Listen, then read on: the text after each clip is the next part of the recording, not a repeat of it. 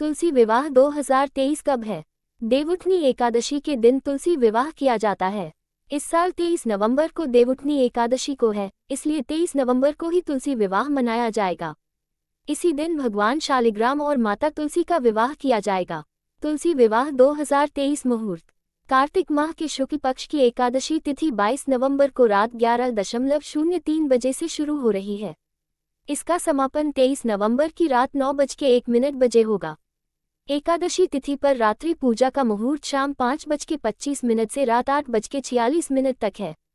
आप चाहें तो इस मुहूर्त में तुलसी विवाह संपन्न करा सकते हैं। तुलसी विवाह की पूजा विधि। तुलसी विवाह के लिए सबसे पहले लकड़ी की एक साफ चौकी पर आसन बिछाएं।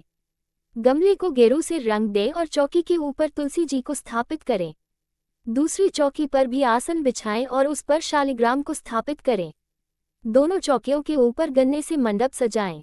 अब एक कलश में जल भरकर रखें और उसमें 5 या फिर 7 आम के पत्ते लगाकर पूजा स्थल पर स्थापित करें। फिर शालिग्राम व तुलसी के समक्ष घी का दीपक प्रज्वलित करें और रोली या कुमकुम से तिलक करें। तुलसी पर लाल रंग की चुनरी चढ़ाएं, चूड़ी, बिंदी आदि चीजों से तुलसी का श्रृंगार करें। इसके बाद सावधानी से चौकी समेत शालिग्राम को हाथों में लेकर तुलसी की 7 परिक्रमा कराएं। पूजा संपन्न होने के बाद तुलसी व शालिग्राम की आरती करें और उनसे सुख सौभाग्य की कामना करें। साथ ही प्रसाद सभी में वितरित करें। तुलसी विवाह का महत्व। मान्यता है कि तुलसी विवाह करने से कन्यादान के समान फल की प्राप्ति होती है, इसलिए यदि किसी व्यक्ति की कन्या न हो तो उसे तुलसी विवाह करके कन्यादान का पुण्य जरूर कमाना चाहिए। जो व्यक्ति विधि विधान के साथ तुलसी विवाह संपन्न करता है उसके मोक्ष प्राप्ति के द्वार खुल जाते हैं। साथ ही तुलसी और भगवान शालिग्राम का विधिवत पूजन करने से मनोकामनाएं पूर्ण होती हैं।